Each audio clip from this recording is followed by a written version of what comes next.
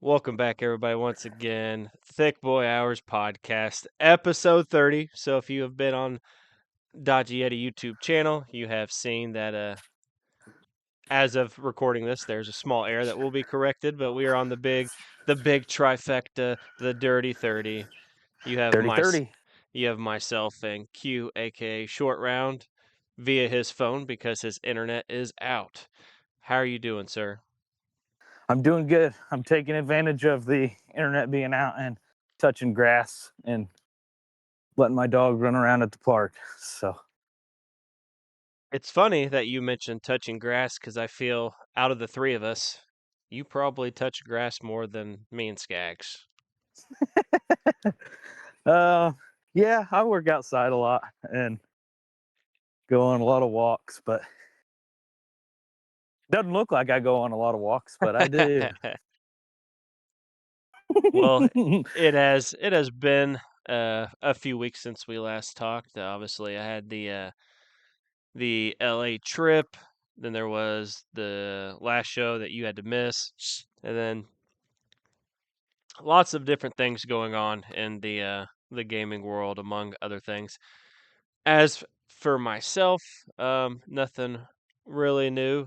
Just coming off the LA trip, gearing up for one or two reviews for next month. Potentially, Halo Campaign Evolved is coming out, and three exclusive missions that they made completely new for the relaunch of original Halo.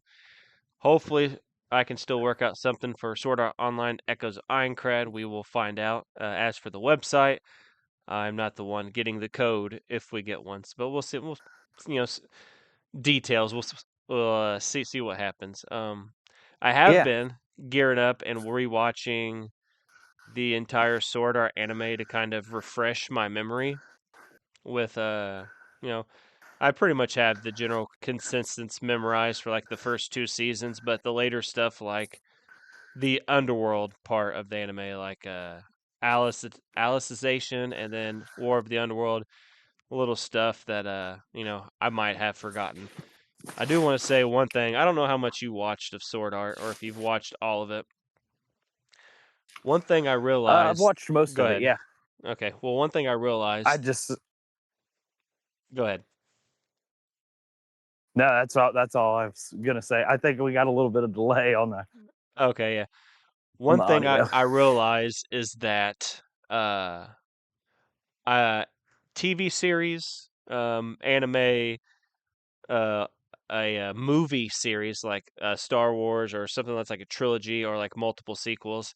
One thing I appreciate when it comes to anime, TV series, whatever the case may be, is when there's little subtle continuations of certain things. Like obviously, first season of Sword Art, trapped in the video game, Laughing Coffin, evil goes around killing people, and that they're trying not to die in this first game, and then the second season, you don't really see a lot of stuff related to like the Laughing Coffin Guild from the first one. But then when you go to Gun Gale Online, Death Gun and his accomplices were Laughing Coffin people, and they're killing people outside the world to make it look like they're dying inside the world. And then when you get to uh, War of the Underworld, which is like essentially the fourth season, fourth or fifth, it's right after Alicization. You get to War of Mhm. the Underworld, and you have uh, Poe, which is Prince of Hell. He's like the leader of Laughing Coffin, but he's working with like the U.S. military to steal Alice, which is the artificial AI they built from the ground up. It's why Kirito's in that world, anyways, or in the predicament, which he was stabbed in real life by the same type of poison that they were using to kill people during Gun Gale. He was stabbed by that, so he's in this. Um, I forget exactly what their machines are called, but this virtual reality machine to try to repair his. Like the time is faster in that world versus the real world, so he has time to like, better heal like his fluck like and whatever health damages, he can heal that better in there. And like they brought Poe, which is Prince of Hell for short. He essentially transfers his character because all the other main characters had to transfer over to try to save the underworld. So Poe transfers over, and like Laughing Coffin still exists, and like the fear 5 seasons in that Laughing Coffin or the name still has over characters from the original first season is a cool thing to see. Like to see that mental effect go on for such a long time, and like I think the first season had like 13 episodes. Second one had a decent like. So these aren't like you know eight episodes when then we're done. So I just have an appreciation for continuations of stuff like that. But we don't have a lot of good news today. At least in my opinion, I don't believe it's good news. So Yeah. first we're gonna start with some Steam Machine information. So people have pre-ordered Steam Machine, and we got different prices and stuff alike for the Steam Machine. Um,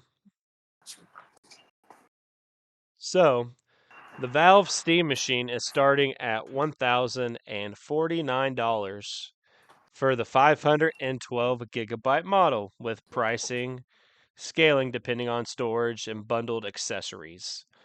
So the different tiers for the Steam Machine are 512 gigabyte console, no controller, 1049, 512 gigabyte bundle with the Steam controller that many people had issues just getting a Steam controller anyways, 1128.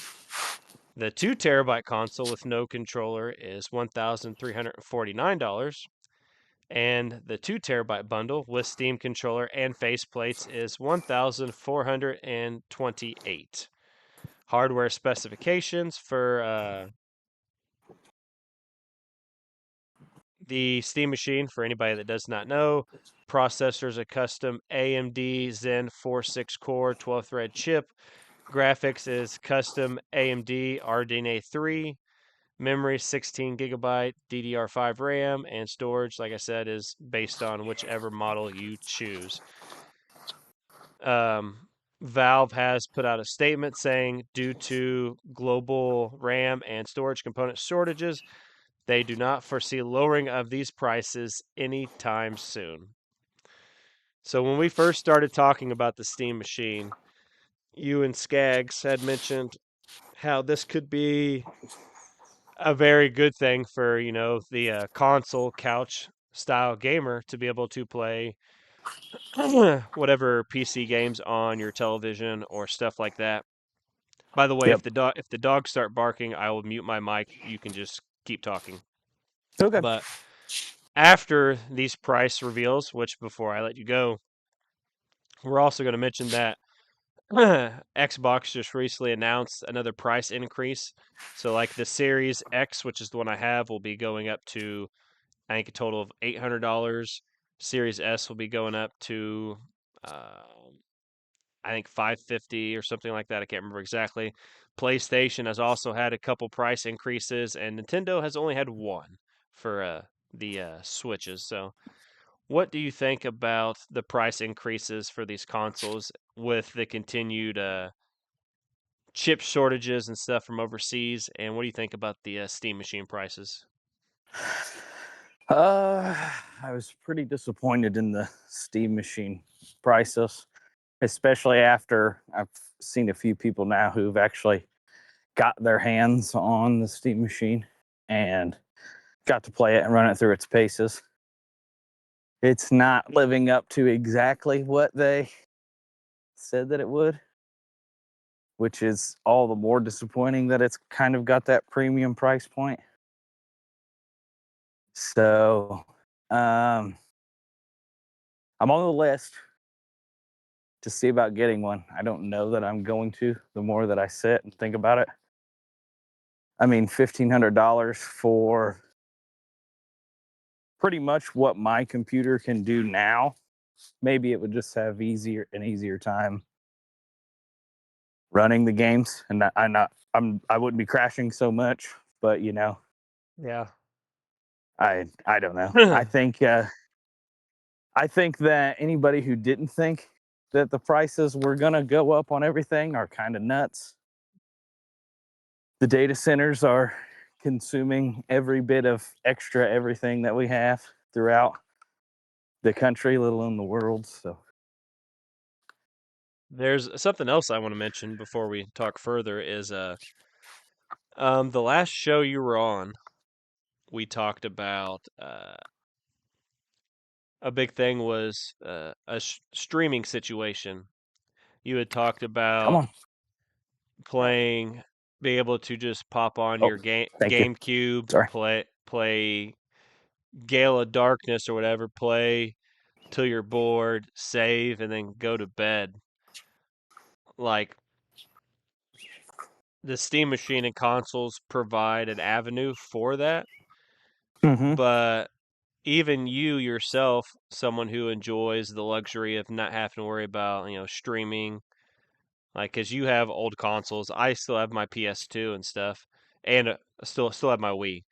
But like you mentioned, GameCube, you just pop in, play to your board, and you go to bed. Um, if they were trying to capture uh, that style of gamer or gameplay, I don't think that such an expensive console. Obviously, it's out of their hands on certain aspects of the pricing.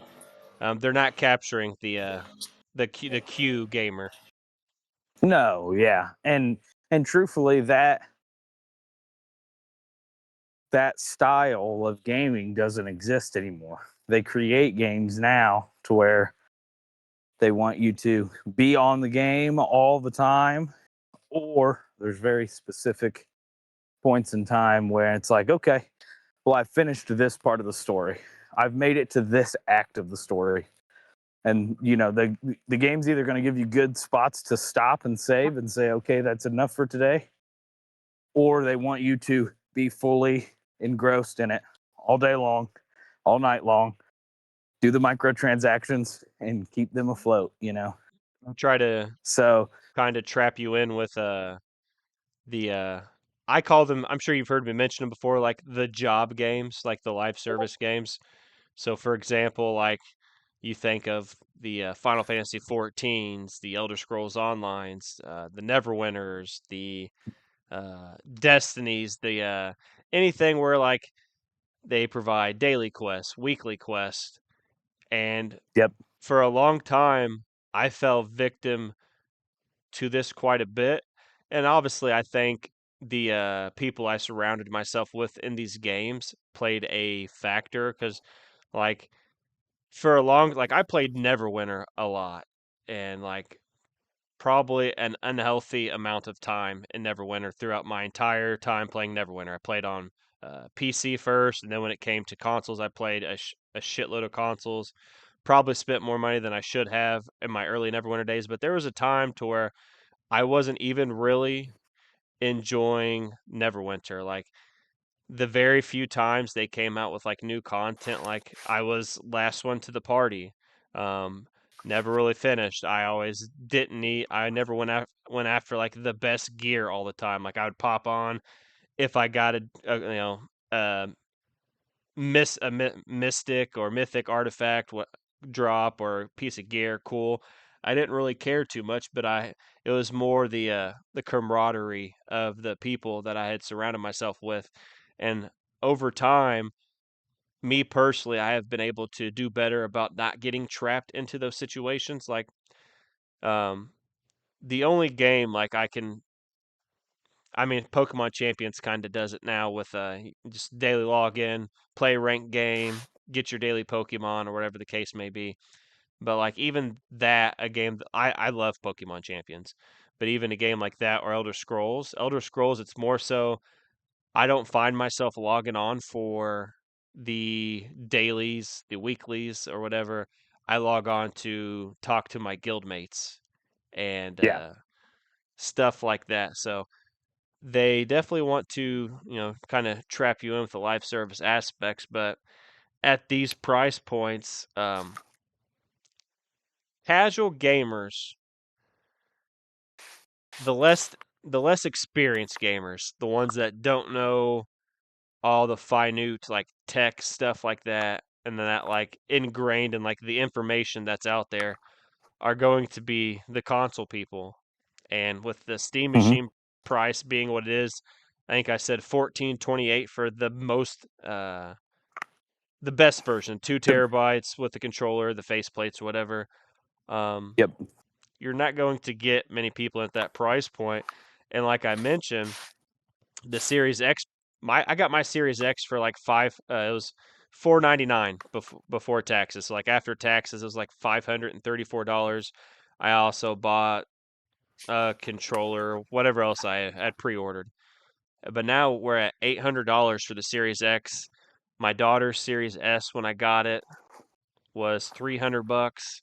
Um, my PlayStation was four ninety nine, just like Xbox, whatever the case was, and now those prices have went up a little bit.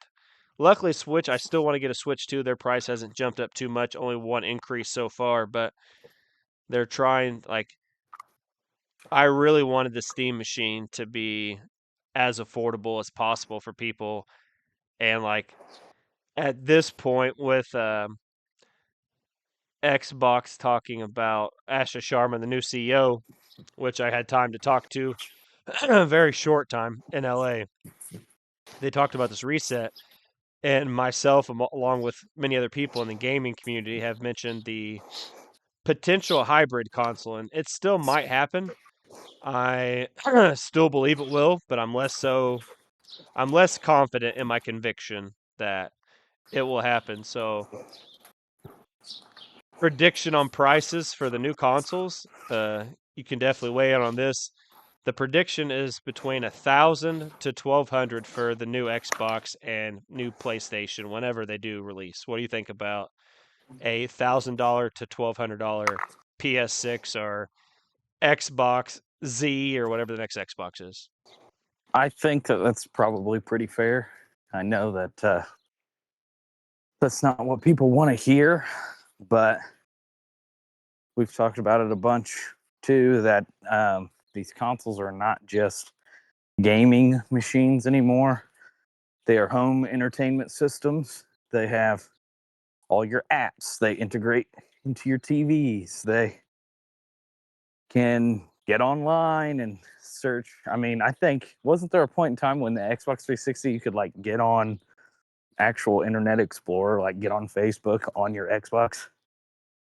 Yeah, you still can. They have a. I mean, it's not. I don't think it's very common for people to do it, but there's actually a. They have the Bing browser, or whatever. Like you could still get on stuff like that. It's Oh, okay. very clunky. Very clunky. Yeah, sure, but like that option is there, you know, if Yeah. somebody wants to spend the time. So to me, yes, that price point sucks and it sounds like too much, and nobody should be paying that for what they do, especially when we're going to have to start paying $80+ base for games.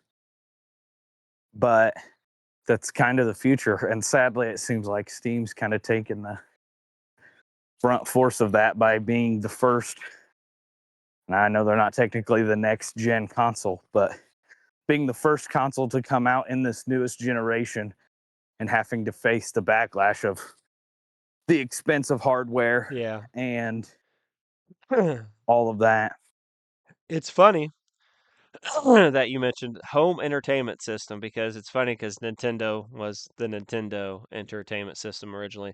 Hmm. But I don't know if you remember this, but like in kind of like in the background for a long time, it's Xbox has kind of been like people kind of don't realize it, but if you remember when on 360 you used to be able to watch Netflix with other people with your avatars watching the same show in like a movie theater setting. Do you remember that by chance?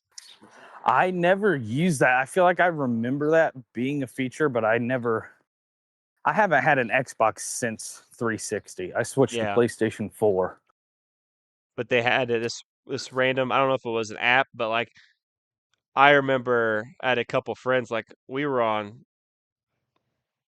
essentially online all the time. If I wasn't working at Wendy's or out doing whatever 2008 9 Chris Jones was doing, um, I was virtually online. Like you could watch Netflix with your avatars. Like they had all the avatar games and stuff like that. So it's kind of always been that. It's funny that you mentioned Xbox becoming like the home entertainment system because when I was in LA, there was a media event that I did not get into.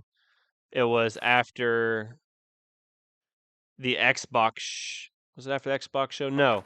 It was Saturday. It was after the Play Days, which was also an invite only event that I did get into. But they had a media access event for Xbox, and it was an Xbox party, essentially. It was like a rooftop Xbox party. And they gave swag bags to the media people that were there. And in these swag bags, there were hats that said Xbox film and something else. So it's interesting that you mentioned on your own accord without any knowledge from me that they did give out hats and stuff in LA that did talk about Xbox film and stuff. Yeah. And Asha with this Xbox reset, our next topic is layoff, so I don't want to dive too much into it, but with this big reset that she's been talking about to try to get Xbox back to competitive prominence and actually a actual good competitor against other platforms. She had mentioned a big focus on like the big IPs that people know, like the Halos, the Gears, Call of Duties, or whatever the case may be. And we already have a Fallout TV series that was a virtual success.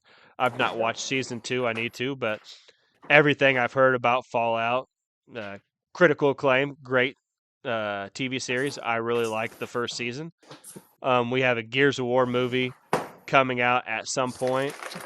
That's another tentpole franchise for Xbox. Um, we've had several other video game movies. The Mario, Uncharted, The Last of Us TV series, Jacksepticeye, whom I had the privilege of talking to for like an hour in LA. Is working on his Bloodborne movie project. So like I think all around. Oh, Spider-Man. Spider-Man's been big movie stuff for a long time. So all around, I think could see a big focus on the entertainment aspect. So hopefully, you know, if PS6 and whatever the new Xbox is called floats around, that $1,000 price range, it is closer to the $1,000 price range. I have a feeling in my gut that it's going to be closer to the $1,200 price range, but I could be wrong. I'm not a technical expert, but I just think that they came out with the Xbox ROG Ally X, the premium version of the ROG Ally handheld, was $1,000. So we'll see what happens. Hopefully, people that do get the Steam machines do enjoy their time with it. There are a few PC games I would like to play on my TV. However, I won't be getting a Steam machine, and I will just have to supplement my old school Age of Wonders with Age of Wonders 4. So as we move on, I recently I recently moved recorded a video because one of the focal points of the gaming space is console wars, and for the people that like to do that, support their brand, by all means, don't knock you for it. If that's what you enjoy doing, you're entitled to do that. But I made a video about, I don't know if you watched it, about layoffs and not using them for console warring. It was the video that came out right before the Pokemon video. But in this video, pretty much, it's just of we needed to shine a light for these people that get laid off in these situations, because layoffs happen every year. It's not just the gaming space. It's uh, stuff like WWE. They lay off wrestlers every year after WrestleMania. Every year happens regardless of how much money they make, whatever the case may be. They lay off people. The gaming industry, people get laid off every year. Tech industry, people get laid off every year. I think Nintendo's like the exclusive, um, not really affected by layoffs, but like Nintendo's like an asterisk. Like it's difficult to explain Nintendo. They just do what Nintendo does. But they're with Asha Sharma's reset. With there he is. With resets come uh tough decisions, and tough decisions is she is a money person. She made the bold statement. She thinks Xbox can be in first place by 2030. That is literally just a few years away. And we had talked about this before when Asha Sharma first came in. We talked about like her first 100 days. I don't want to say in office, but like her first 100 days as Xbox CEO. And I think I talked to you more about this than Skaggs, because I'm pretty sure her information always happens around the time that Skaggs misses a show. Mm-hmm. But her first 100 days, she did a lot of quality of life improvements for like the Xbox dashboard, all this other random stuff, lowered Game Pass price. She did take Call of Duty day in, day out of Game Pass, but we got Game Pass lowered almost back down to $20. I think it's 22 something right now. But first 100 days was pretty good. And she says the next 100 days, some difficult decisions are going to have to be made. And like I said, she's a money person. Her LinkedIn, if you go to her LinkedIn, like she usually has like a 4-year tenure at most of her positions. And a lot of those positions were deemed successful situations. The Home Depots, food cart, or whatever that thing is called, but Instacart. Instacart. Um, but she does good at what she does, and difficult decisions when you have to reset like this comes at a cost. And we already face layoffs a lot of the time, so we're going to get some layoffs. And unfortunately, the studios that are being talked about, I'm more of, kind of a wait and see type of person, because you never know. Things can change on a dime in any industry. Um, Compulsion Games, which is the people behind South of Midnight, they have been told. The bad thing about South of Midnight is it was the stop motion animated thing based in like New Orleans lore, stuff like that. And like it's a BAFTA award winning game. Just the financials of they just finished this game. It didn't make as much money as they thought it was going to make. So people, I'm pretty sure it was from Compulsion Games, have been told like they are allowed to seek potential employment elsewhere from studio heads. I think it's Compulsion Games. I do apologize if that's the incorrect studio. Ninja Theory is also being talked about, potentially being either all these. Obviously, this is rumors, grain of salt until it actually happens. But Ninja Theory is also being talked about. Um, Ninja Theory is the people behind Hellblade, and a lot of people are talking about Ninja Theory because they literally at the Xbox Fan Fest showed off a new Hellblade game. So, I think it's just called Senua. Literally just showed off a Hellblade game there. It's like a lot of people think like, could this be them trying to show off what they have cooking to potentially, allow them to spin off into becoming independent again or be purchased by another studio? But like Ninja Theory is in a bad position because Xbox owns the Hellblade IP. They own the motion capture like all that stuff. Like that's an Xbox owned thing, from my understanding. Um, I've seen rumors about the people behind Age of Empires, which makes no sense to me because Age of Empires is a live service cash cow. So Mm-hmm. I highly doubt that is true. People talked about the flight simulator team. but Xbox doesn't own the flight simulator studio, so obviously that's probably not necessarily true. But like the next 100 days is going to be tough. She has this goal of refocusing certain things, spending money certain locations, and like I said, that comes with a cost.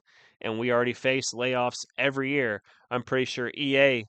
I don't have like a definitive number, but I seen Destin Legary mentioned on Twitter about EA laying off people.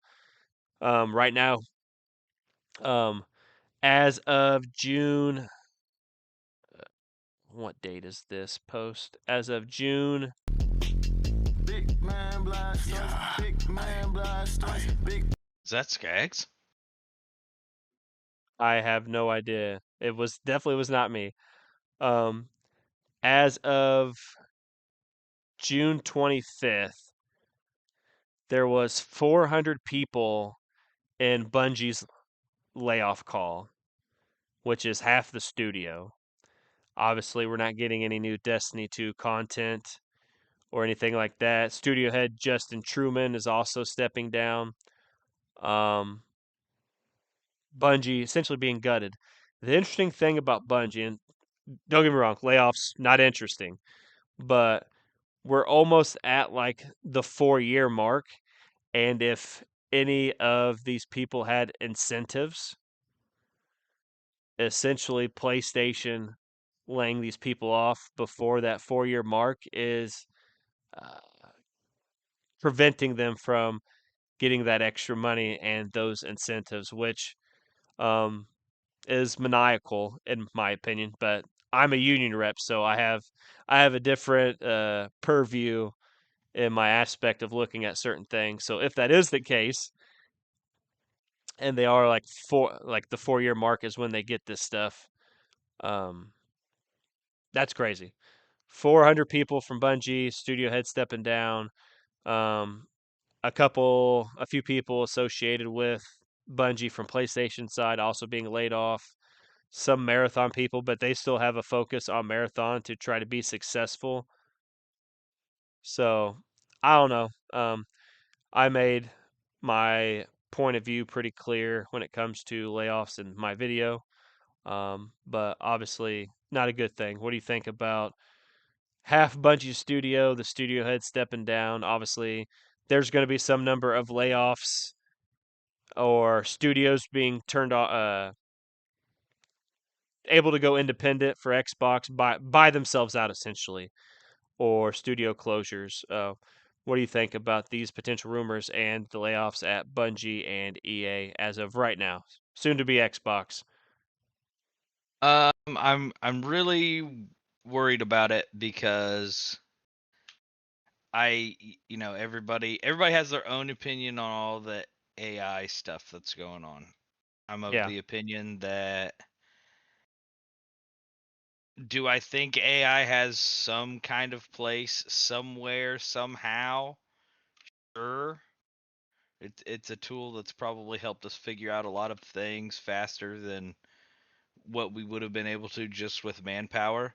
But I am not a proponent of letting computers create code and games and things that real people put time, energy, heart, and soul into for other real people, mind you. I think it's also a detriment to the consumer when we're removing people. Now, I don't know that these layoffs are necessarily because of that, but in the way that the current market is, with everything, literally everything, having an AI assistant or some sort of AI cram jammed into its features, I'm going to assume that a majority of these layoffs that we're seeing everywhere are because we simply can remove your position.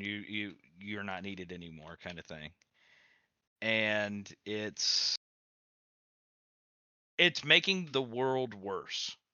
This isn't just like a video games thing or a business thing or anything like that. It's a whole the entire world is becoming worse because we are allowing this whole thing to happen. You've got people who,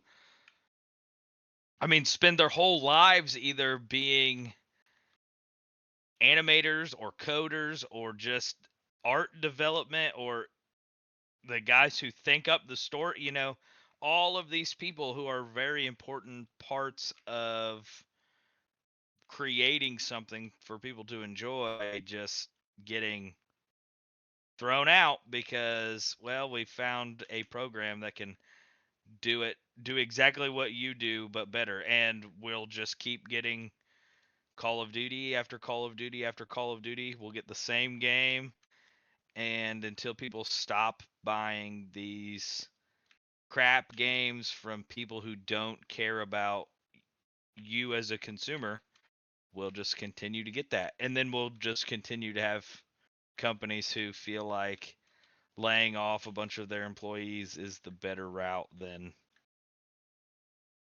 because they can save more money or, whatever the case may be. Yeah. I'm gonna hope that you transferring to your computer doesn't change anything with the audio, so we're just gonna risk it for the biscuit. So Pokemon Champions came out on Android and iOS and cell phones pretty much. Um, I have had the spent some time trying out Pokemon Champions, and just like with my review of the game, I talked about how good it played on the Switch. Currently, as of June 27th, it's still my game of the year so far for this year out of everything that's come out so Really? far. Absolutely. There's still some stuff to come out. We still got, pretty big waiting for the Sword Art game. We got Halo Campaign Evolved. We got Gears E-Day coming. So I'm not a GTA 6 person, which is funny that you mentioned that price. So real quick, you mentioned $80, pretty much probably the future. Um, GTA 6 is $80, but with exclusive vehicles and certain things, you have to pay the $100 version. But we won't Yep. we won't dive too much into that. But back to Pokemon Champion. So I've absolutely enjoyed my time, um, and it's a learning process for me because obviously I'm not super experienced with VGC stuff. I've watched multiple tournaments, so I'm learning as I'm playing it. I've not built my own team from scratch yet. I don't think I'm to that level.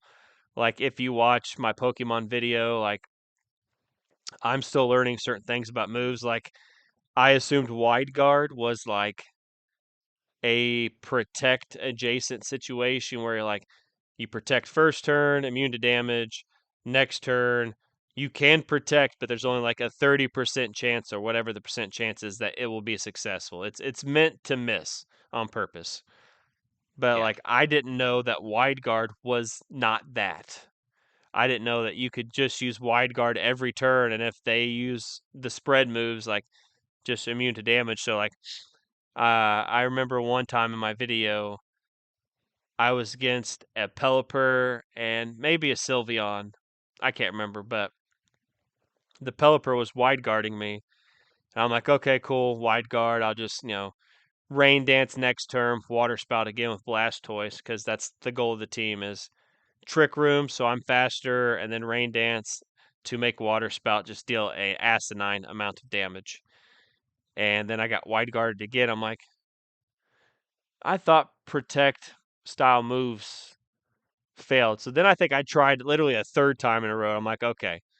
So like I wasted 2 turns because I didn't know that wide guard is not a protect adjacent situation. So like it's definitely a learning process, but back to playing on the phone. As I've learned and dabbled, I still need to get better before I can just make my own team from scratch because there's a lot of stuff I don't know. They've added some new Pokemon, like Metagross is available in the game. Goldingo is going to be available. I've not seen either in the Pokemon Ranch yet, but Metagross is in the Battle Pass. It's not hard to get. Um, but the difference between Switch and phone that I've noticed so far is on the Switch, I've had a couple disconnects. which could just be due to the internet that I have available where I'm at. I've not tried to play my Switch elsewhere with a good internet yet, so it could be Pokemon Champions or it could just be the internet. However, on my phone, I've had 0 disconnects. My phone looks just as good, I think, as gaming on the Switch does. My eyes could be bad. I am 37, but it looks just like I'm playing on this. Obviously, quite a bit small, well, a bit smaller screen.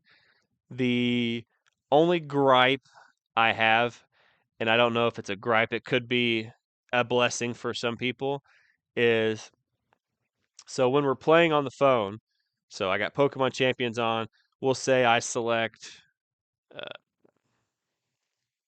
Trick Room. So I go press Trick Room. It highlights the move that Trick Room is selected. You got to press Trick Room again. Then you got to select the Pokemon. So, like, to use a move, unless I'm just dumb, you literally have to press the button multiple times, which could be a blessing for some people that don't want to misclick and just, accidentally hit the button once, pick the move, and accidentally hit again for the target. So just extra button presses or whatever. It's not like a super bad thing. That is something I noticed that is different from the Switch, but um, everything runs smoothly. My phone for people at home is just like your cheap or I guess define what is cheap. I guess my phone is literally just whatever Walmart's $200 Samsung phone is at the time.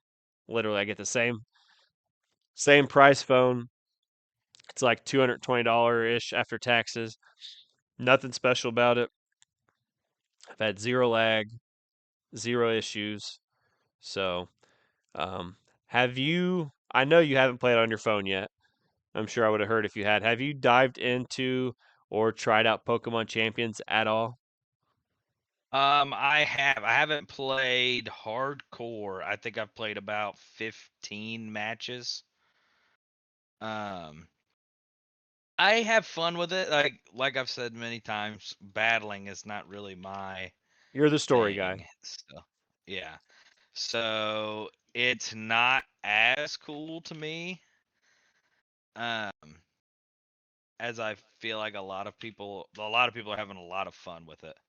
So I like watching people do the battles. I think that I like that they brought back a lot of the like classic animations. I love the feel of the battles. Well, I say the feel of the battles, the vibe of the battles as I'm watching people battle. Yeah. Um,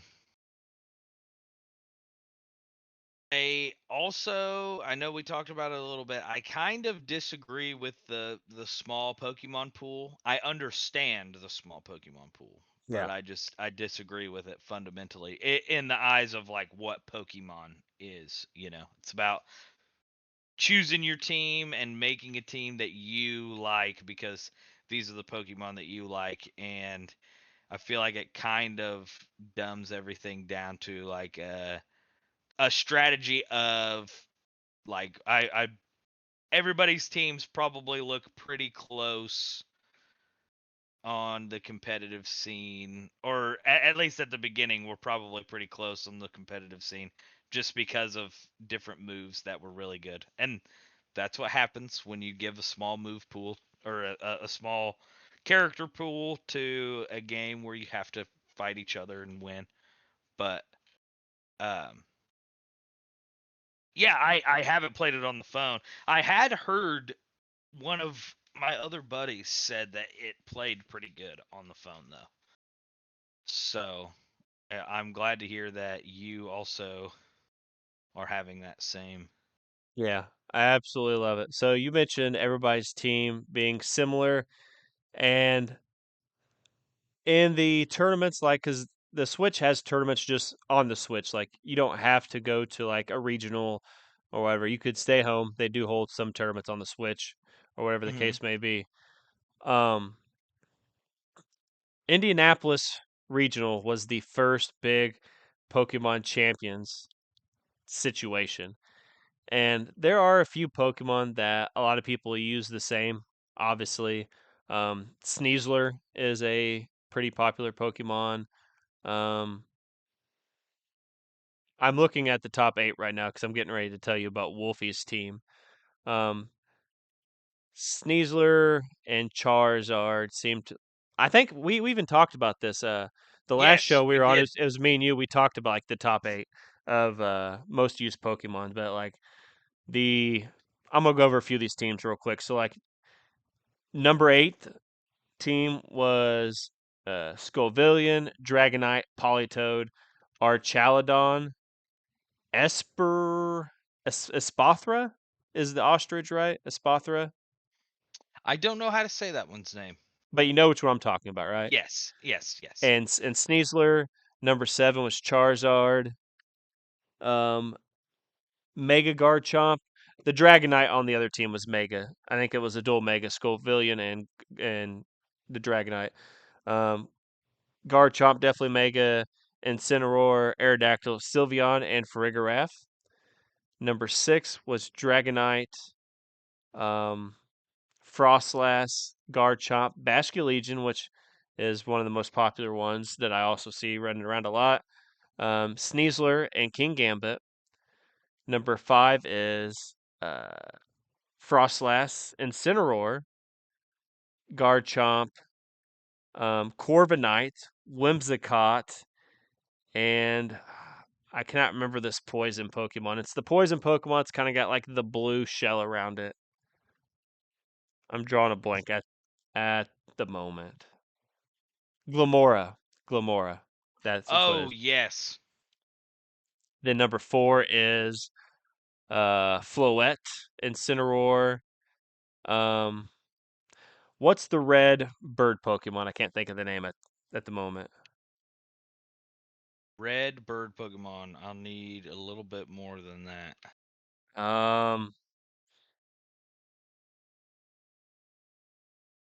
Give me You a have second. like The name will pop. Talonflame. Yes, Talonflame. I think is Okay. what it is.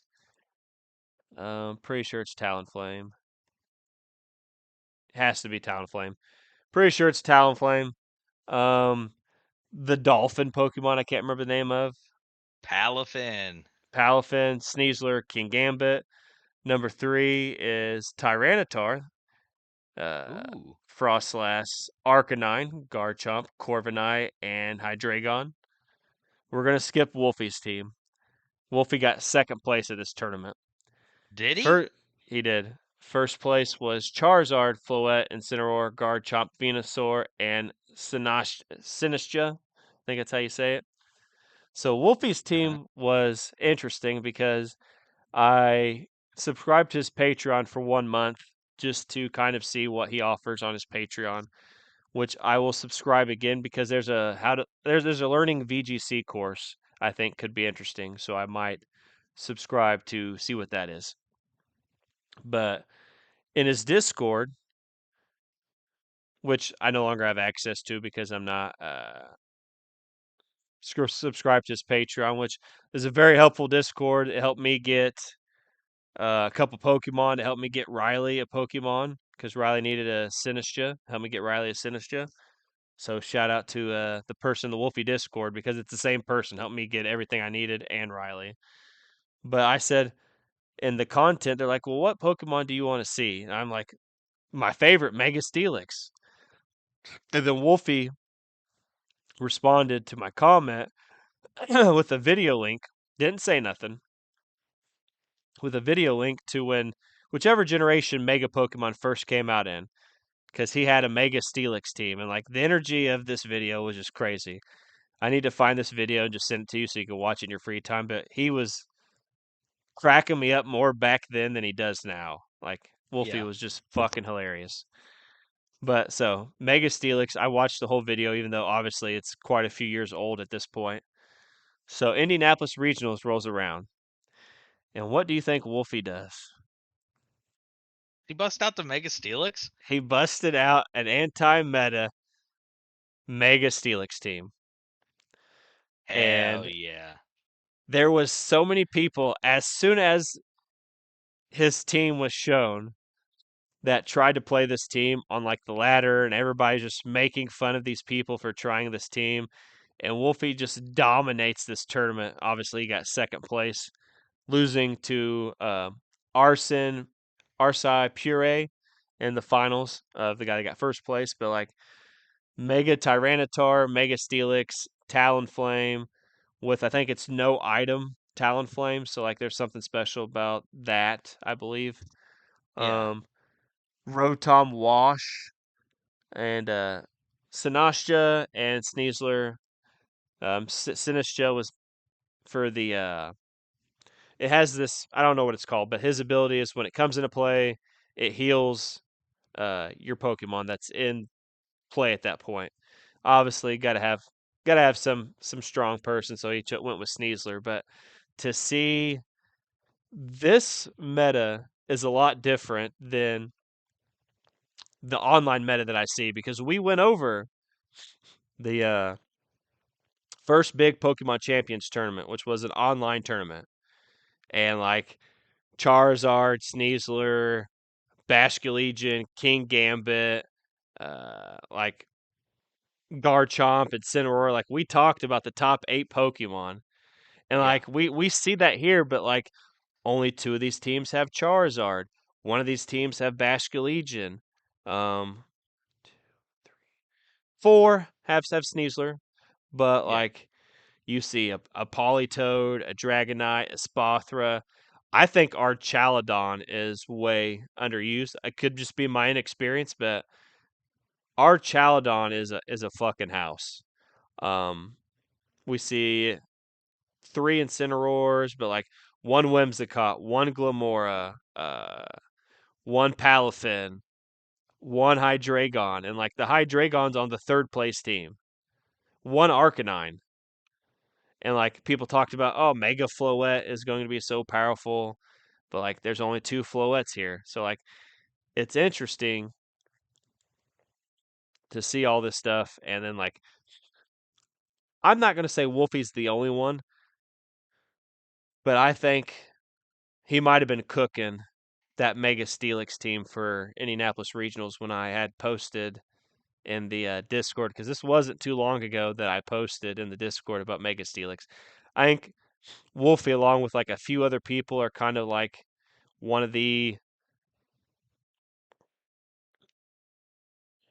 I don't know if innovator is like the correct, like Wolfie and a select few people are like really the people that go into the tank and like do all the research and try to figure out everything they can about every Pokemon, every outcome, whatever the case may be.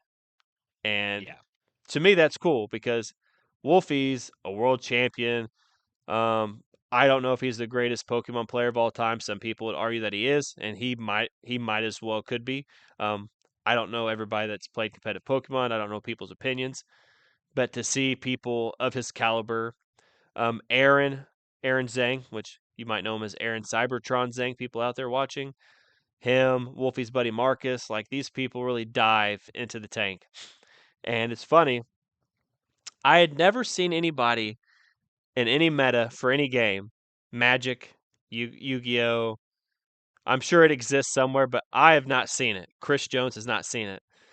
But Aaron created a team that was use Sableye and Archaladon was the main thing, and it was double barrier Sableye utilizing Reflect and Light Screen. For people that don't know, is Reflect reduces physical damage for 5 turns, and Light Screen reduces special attack for 5 turns damage against you. Our Chaladon, which I just mentioned, is already a tank. So you literally have these people struggling to kill just our Chaladon in general. And like this Sableye team was everywhere. And I remember he's on a podcast with Marcus. They're both good friends with Wolfie. And they talked about this Sableye Archaladon situation. He actually got hate mail for this team, which is just utterly crazy and insane, but quite funny. So what I want to know is, we talked about Pokemon Champions. If you could have a team of 6 Pokemon before we move on to more Nintendo talk. I'm curious on what your 6 Pokemon would be. And obviously, I'm putting you on the spot here. But like 6 Pokemon, and kind of like what would your theme be for the team? My perfect team? Like you don't have to give me like stats or anything, just like the Pokemon and the general idea of what the team's supposed to do. My general idea for my team, I've had this for years. I'll pull up the picture. My general idea is these are the homies that I like, and this is who I want on my team. There ain't no strategy. I'm not trying to fucking win. These are my homies who are my Pokemon and my buddies. My starter that would be on my team if I had to choose a starter. If we're saying, this is how it is. I'm going Rowlet into Decidueye. I would have Toxtricity, low key form, Corviknight, Araquanid, Grimmsnarl, and Tyrantrum. I've actually seen a few of those Pokemon floating around the ladder too. It's Grimmsnarl's good. Grimmsnarl is,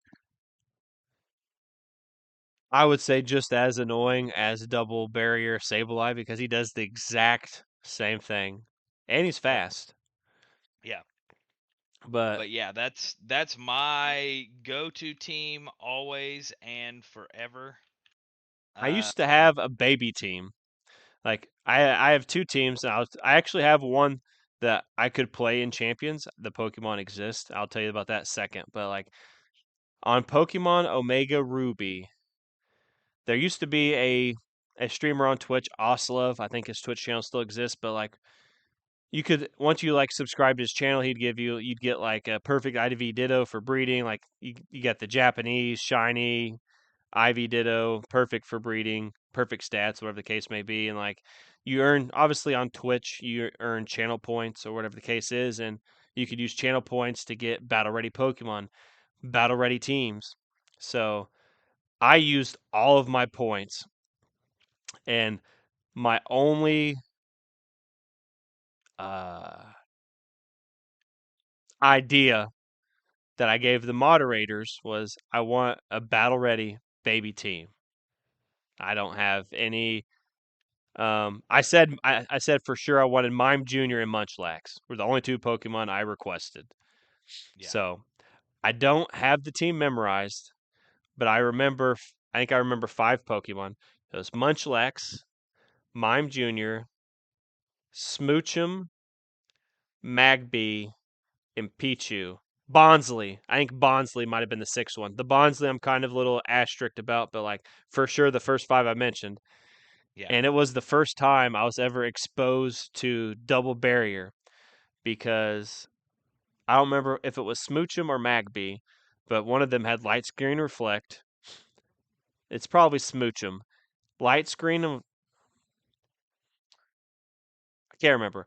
But Smoochum also has the move of where, I don't know if it's move or ability, but like Pokemon of like the opposite gender can't attack you.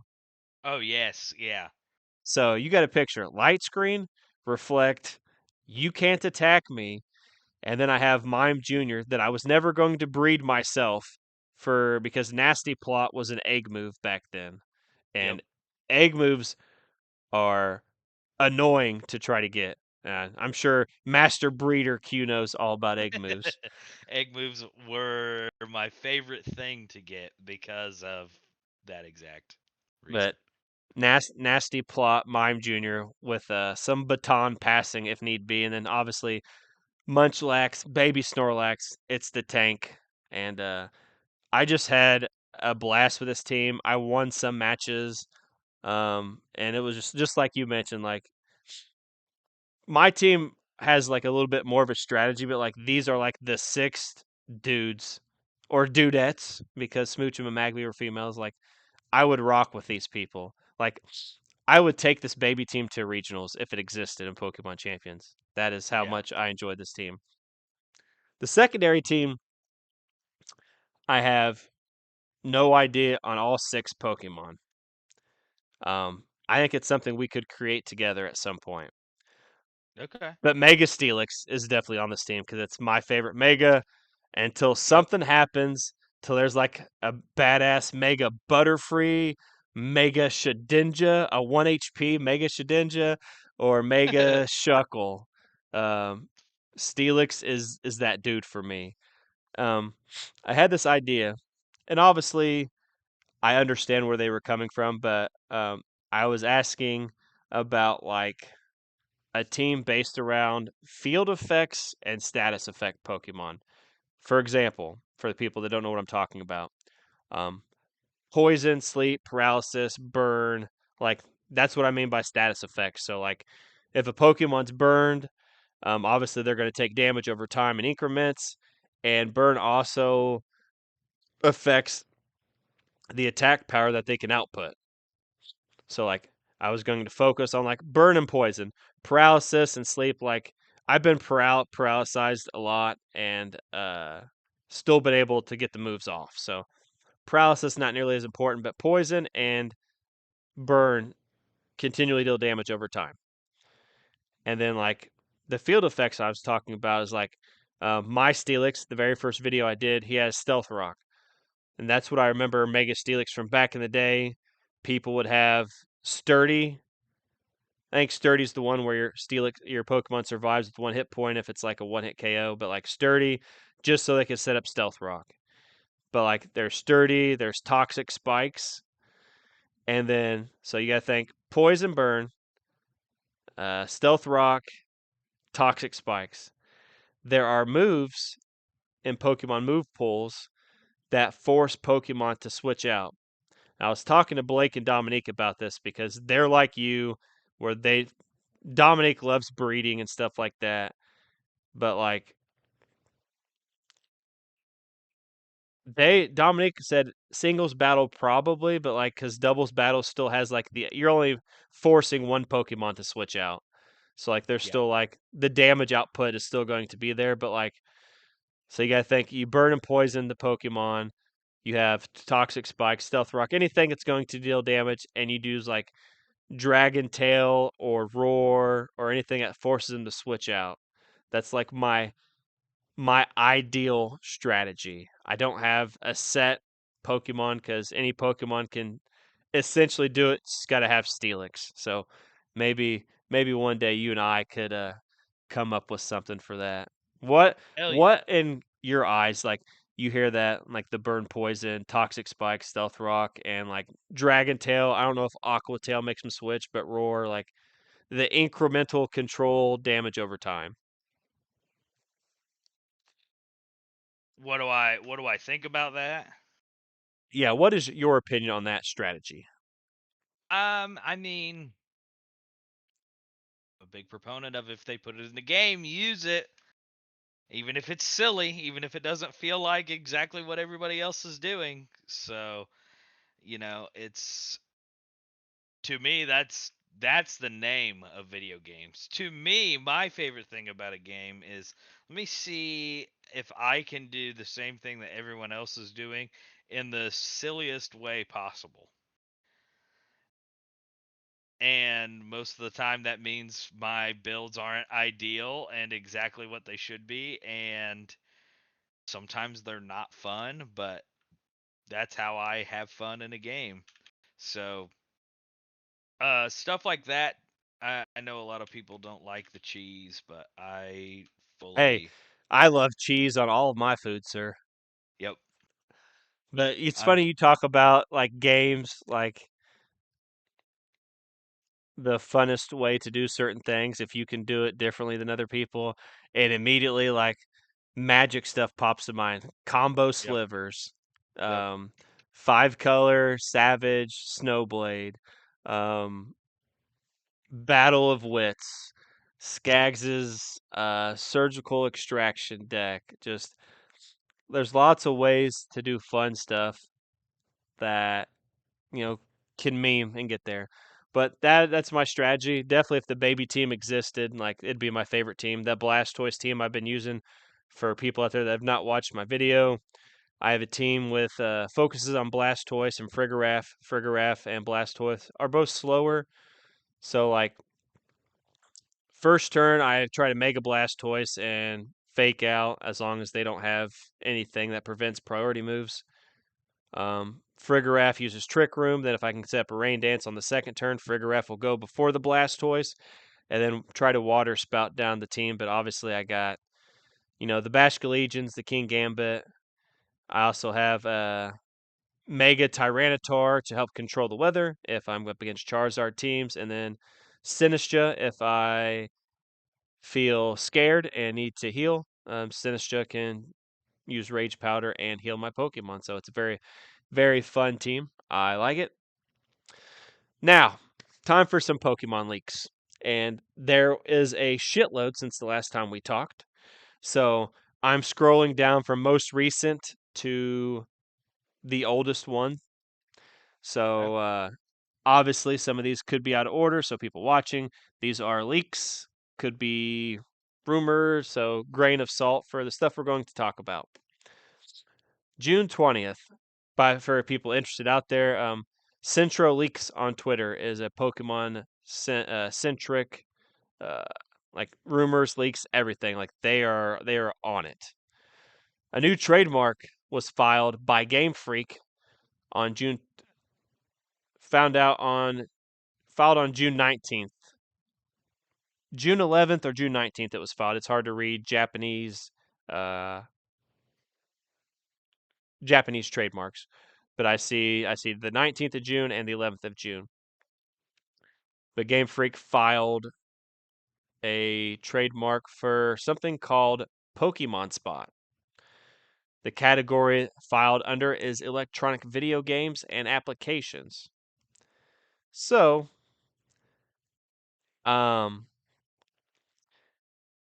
before we get into that, something I've noticed is like it seemed like the Pokemon Company, Central Leaks has mentioned this as well, had a lot of cool plans that were slated for 30th anniversary, which is this year. But a lot of that's kind of delayed to 2027. But something I noticed, but Pokemon Spot. I don't play everything Pokemon related. We're all huge fans of the franchise. That's why I love talking to Q about Pokemon. But what do you think this Pokemon Spot thing could be? I know we recently had like a Pokemon cafe come out somewhere in Japan. I think they also had a Square Enix cafe situation come out in Japan. But what do you think this Pokemon Spot is? If it's under video games and applications, maybe something related to like a Pokemon Go situation. I'm not sure. The I have no the idea what it could be. the first thing that comes to mind for me is maybe another one of their, like, because they have the one that's like the toothbrush app for little kids, and I think a few other things like that are like, I didn't even know they had a toothbrush app. yeah, hold on, what's it called? Pokemon something. But they have like all kinds of little apps like that. So it could be something like that. Pokemon Spot. I don't know.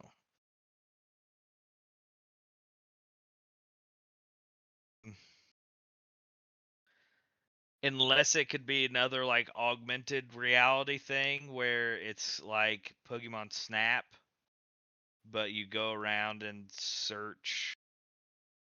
Because on Pokemon Go, they have like an augmented reality kind of thing where you can throw out the Pokemon that you've caught and you can see them like in your house or out at Yeah. the park, wherever you're at.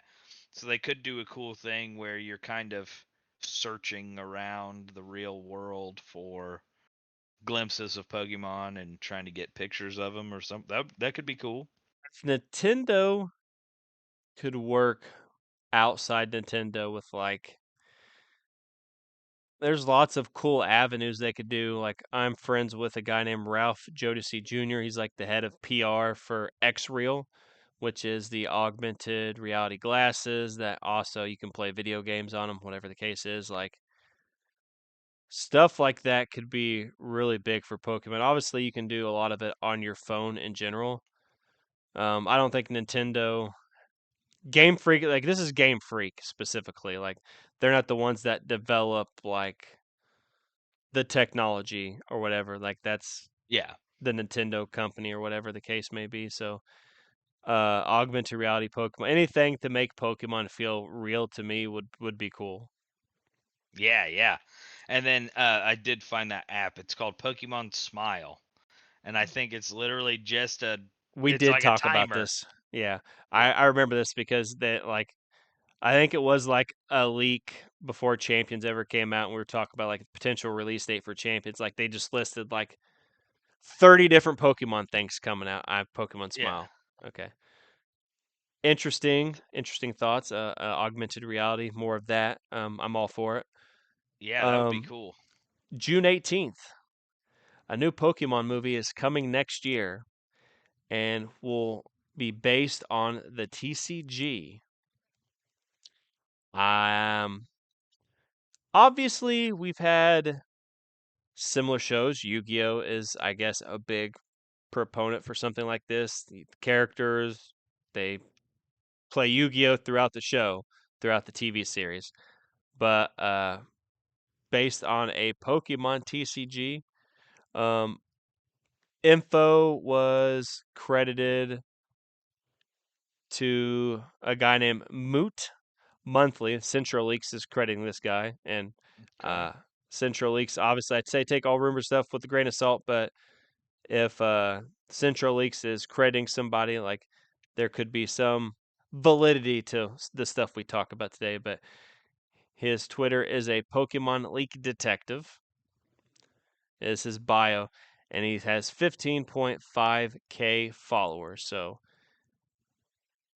he has something knowledgeable within the Pokemon space under his belt, at least. So if we did, obviously, Pokemon movies are cool. Like, I haven't watched all of them that exist. Like, um, I'm looking at a graphic right now. Yeah. The last one I watched and remember was either Pokemon movie 3 or the one with Celebi. Forever, dude. That was the best one. I love the Celebi movie. Because I don't know which one's my favorite, but we've talked about it before. Gen 2 is my favorite gen, so the third movie or, Forever's good, but like Mew and Mewtwo, man, the OG Pokemon. So Uh, it's definitely hard to decide, but if we got a movie based on the Pokemon TCG, it could be interesting. Um, I'm a big Yu-Gi-Oh fan. I like the characters. I like what you see throughout the entirety of the show. I've only watched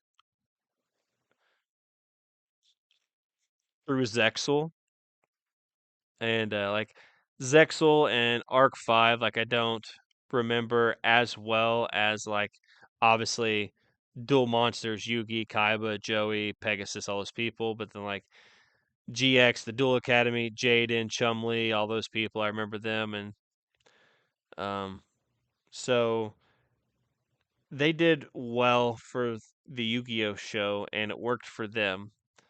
But I would be interested to see how a Pokemon TCG movie would turn out. What do you think if next year there's a Pokemon movie that comes out based on the Pokemon TCG?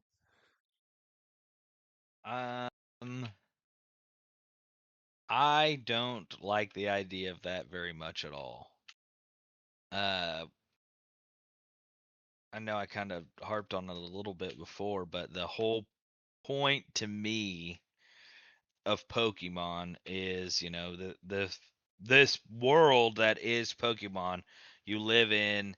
You can uh find these Pokemon and catch them, befriend them, fight with them. They can help you, So like the whole world, Pokemon to me is a world that is built with people and Pokemon working together in some capacity, whether that's battling or training or whatever they're doing.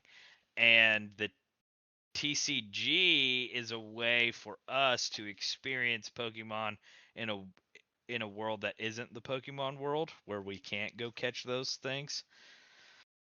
So a movie about the TCG, to me, like, there's no way, if they did it like Yu-Gi-Oh, I would be very, very, very disappointed. Where it's like I'm summoning monsters from my cards, because that's what Yu-Gi-Oh is, you know. And we've set the precedent that the Pokemon world and our world are not, if somebody walked up to me and said, "Hey, Yu-Gi-Oh takes place in like our world. It just there's magic cards." I'd be like, "Yeah, absolutely. You're 100% right. I also watched the show." But if somebody walked up to me and said, "The Pokemon takes place in our world. It's just, different." They very clearly, throughout the entirety of Pokemon, back to the first time I remember hearing the narrator ever say anything, was the world of Pokemon. So this is a place that is separate from where we are. There isn't any combining of the two. If you want that, you have to go to Digimon. And I would also suggest everybody go to Digimon, because Digimon is awesome. But Digimon's not Pokemon. It's funny So, that you mentioned something about the worlds being separate. Um, Personally, I'm interested in anything unique wise when it comes to the content or franchises that we enjoy. Um, I don't know if it'll be good, but I'm interested. But like I said, you mentioned the separation of the Pokemon and the real world. And it's funny that you mentioned that because my daughter used to be a Pokemon fan. Whether she is now, I doubt it. But as a kid, she was a huge Pokemon fan. I remember one year for Christmas, I got her a 3DS and Pokemon X or Y, whichever one had the blue legendary. X. That's the one I got her for Christmas that year. And I remember having her convinced, me and her aunt's that she lived with for a long time, her aunt's old boyfriend had her convinced that once you get to a certain age, uh, we can take you to the Pokemon world. And we had her thoroughly convinced. And then, like, I never thought anything about it again Mm-hmm. until one day she had came up to me and was like, Drew told me you guys were lying. I said, lying about what? Because I've had no idea what she was talking about. She's like, Pokemon World isn't real. And like for a long time, we had her convinced once you get to that age is when we can take when we can take you to get your starter and you're on your Pokemon adventure. But it was pretty funny, and that you mentioned the separation of the worlds kind of reminded me of that memory. But she played for a long time. I don't know if she still has her DS, but I'm pretty sure downstairs she still has Pokemon Moon and X somewhere downstairs, but I don't know if she still has DS or not. I should try to get it if she does. Yeah. She might have sold it, but I don't know. But it'll be interesting. A trading card game, like you said, it really fits Yu-Gi-Oh because that's like a lot of people don't know like Yu-Gi-Oh wasn't like we know it in season 0. Season 0 Yu-Gi-Oh is a whole lot different. The Pharaoh is not. The Pharaoh's way different because, like, you're playing a. And he's like the king of all games. Like, you're playing a game of like anything. And like Yeah. bad things happen if you lose the game. Like, I think someone was set on fire, someone falls out a window. Like, he was kind of evil in season 0. Evil might not quite be the word I'm looking for, but he was not the nice pharaoh that we know from the TV show. obviously, when it came over to America, because it's only subbed season 0, but when it came over to America, they changed a few things for kids WB4 or whatever it was called back then. Obviously, cards have been edited, censored, and all that stuff as well. So a little different from the Japanese version of content. Like literally in the Japanese version of the anime, um, they have like guns and stuff, and I don't know if it's Kaiba's henchmen or Pegasus henchmen. Like instead of a gun, they have like finger pointers. Like they're pointing with their fingers instead of a gun. So like interesting. We'll see what it is. Like I said, I'm I'm up for anything for franchise we enjoy. Um, at least once. Like if you Yeah. do this TCG movie and it's not good, probably should not do it again. Yeah. June 18th, new Pokemon Wind and Wave story and prequel anime leak. This information is also from the Moot Monthly guy, credited from Central Leaks. The story of Pokemon Wind and Waves is supposedly related to time travel. There will be a prequel anime to the game similar to Pokemon Twilight Wings. Whatever that is, I have no idea what Pokemon Twilight Wings is, which will tell the backstory of the professor and the champion. The professor is 14 years old, while the champion is 20 years old. However, at the end of the series, 30 years before the events of the games, the professor is sent back in time, so maybe that is why he is 14. So, however, at the end of the series, 30 years before the events of the game, professor is sent back in time. Thus, when we meet him in the games, he is actually older than champion, which would make sense if it's based on time travel. The prequel anime will have as protagonists the professor, the champion, and another girl. So, just these leaks right here so far, what do you think? Time travel for the story, prequel anime explaining some of the backstory, the back in time professor's 14, champion's 20.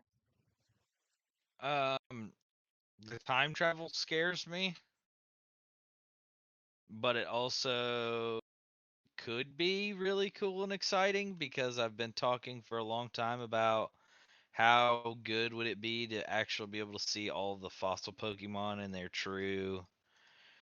Because they say fossil Pokemon are only rock type because they, are carved out of the rocks. So that's like a part of the process that they couldn't get out when refining the fossils. So if you add time travel to the equation, we have the potential for them to go back in time and we could see alter forms like that. Um, One thing that I don't like about that though is we kind of had that with our paradox forms here in this last generation. So they're usually really good about not double dipping on their trope stuff. So it seems maybe a little far fetched for them to do that because it seems too close to the paradox thing. But it could be cool. As someone who has less experience with the more modern Pokemon games, you and Skags have more experience than I do. Depends on what the time travel is. Obviously, I'm not saying like they're going to go back to previous regions or whatever the case may be. But if Yeah. some of this time travel could reveal some previous lore or something somehow in the game, that could be cool.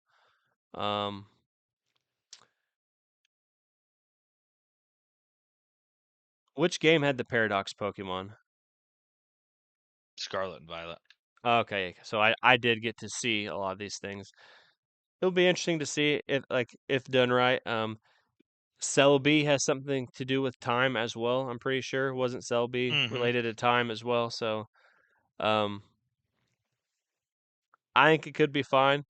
Um, I'm glad I read more of that leak about the professor being sent back in time. That's why he's 14. The champion is 20. That could be a cool aspect. But it'll be interesting to see. Yeah. Next up, we have Jirachi is coming to Pokemon Pocopia via special event on June 23rd. Um, you and I do not have a Switch 2. As far as I know, you've not gotten a Switch 2 since last time we talked. What? Nope.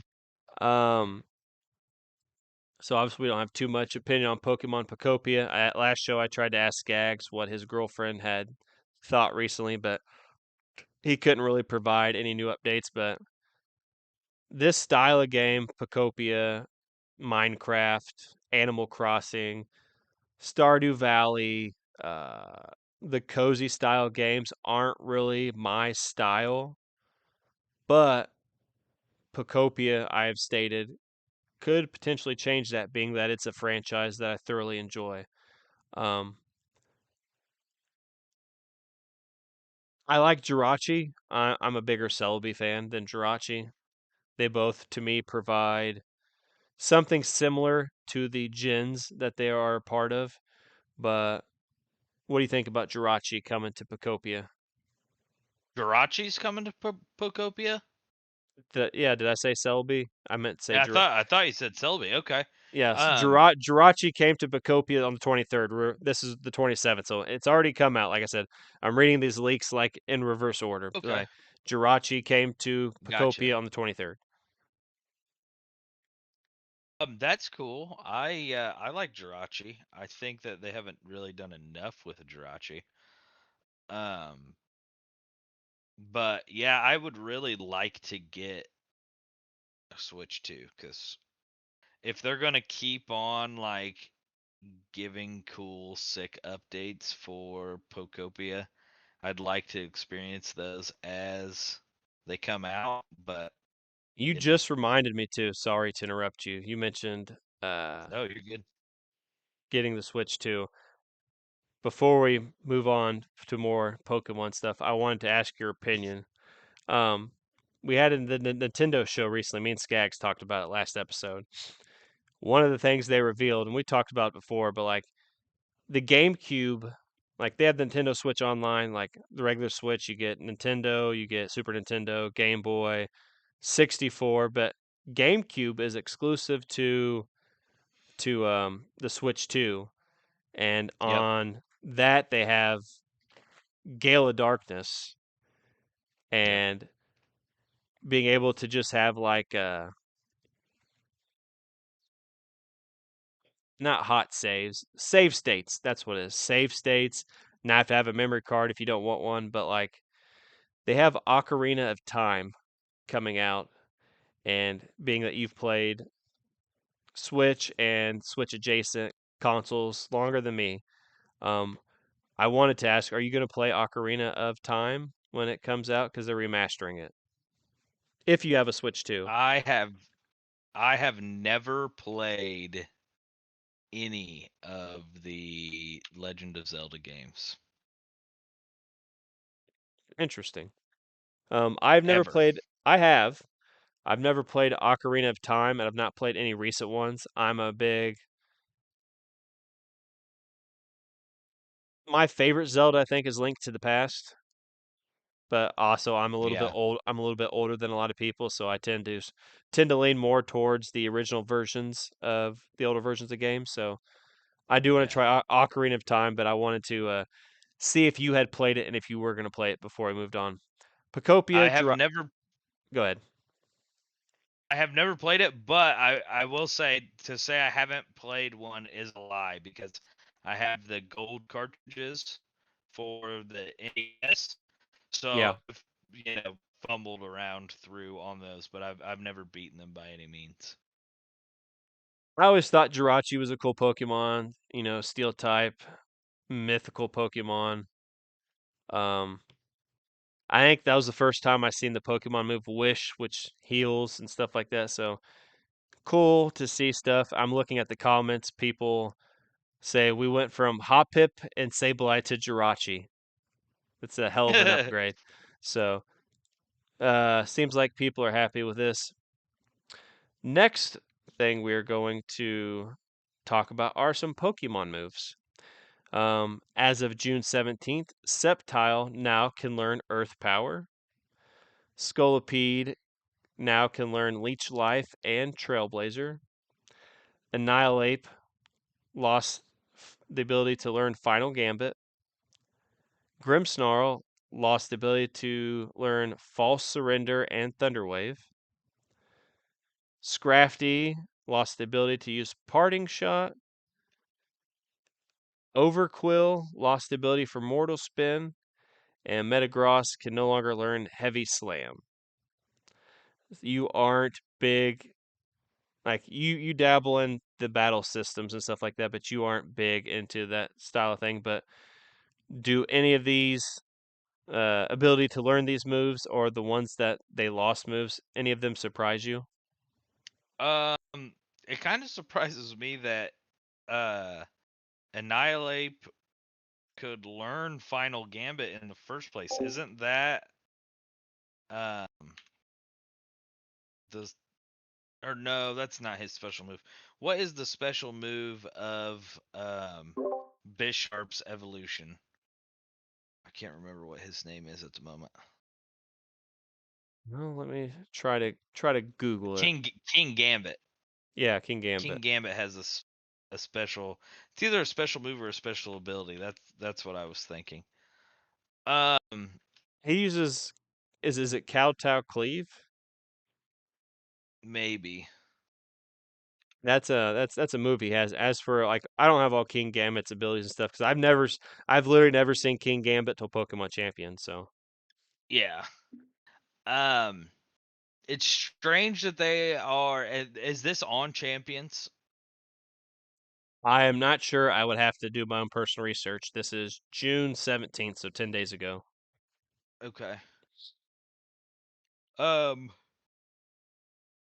me, if that is Champions, I mean, I guess I understand a little bit we have to try to keep a meta, but that's the other part that rubs me the wrong way and makes it not feel like Pokemon is, game to game, like main series game, I can understand if they're like, okay, well, Lapras, where what was the one back in the day? Defog. I don't even think it's a move anymore. But it was a move that you could get and Lapras could learn it and everything else. And I remember the first time I transferred a Lapras up and it's like the defog doesn't exist anymore. So like that move isn't anything. I was like, that's crazy. But I also could understand in a way where it's like, okay, if you're just gonna like be rid of a move, then understandably nobody gets that move. But to generation to take a move away from a Pokemon just because, well, too many people were using this Pokemon with that move seems a little anti Pokemon to me. But I'm also not the battler, so Maybe they could have been just continuing with like diversity stuff. Could be wrong. But those weren't yeah. the only changes we got. We also got so after the Pokemon Champions maintenance, which was the same day all these are going through, we also got some new abilities for Pokemon. Oh yeah, if you remember right, a while back I talked about 5 Pokemon I want to see in VGC, and one of the ones I mentioned was Dragalge, and you were happy about that. So allow me to tell you that Dragalge is now supposedly able to be used. I've not tested the theory. But these Pokemon have got abilities. Mega Malamar gets Contrary. Mega Scolipede gets Shell Armor. Mega Barbaracle gets Tough Claws. Mega Phalanx gets Defiant. Mega Dragalge gets Regenerator.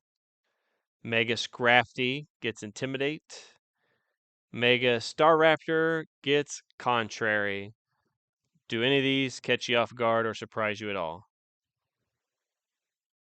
No, not really. The contrary on Starrat. What does contrary do again? Give me a second. I'll tell you exactly what it does because I don't remember Contrary.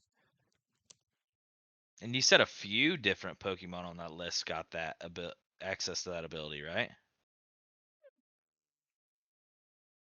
No, just Mega Malamar. Okay.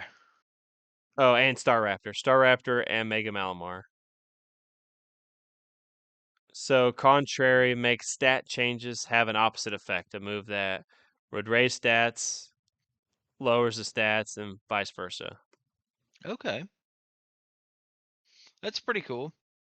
I like the idea of like switching up abilities and stuff like that. I think that's less impactful than changing a move pool. I like catching people off guard. So, Yeah. something like Contrary, where like, oh, we are using this stat decreasing move, Intimidate, but it raises my attack instead. And then you have like, oh, I got Shadow Balled, which might lower my special defense, or how about instead it raises my stat instead? So now your Yeah. next Shadow Ball does less damage. So stuff like that I always find interesting. Make It Rain, the move is also nerfed. Accuracy went from 100% to 95. Drops user's special attack from 2 stages instead down to 1. Rage Fist has also been nerfed. Now resets its power when Annihilate is switched out. Oh. Well, that's good. That sounds like a bug that people were probably not very happy with. 2 new abilities have been revealed.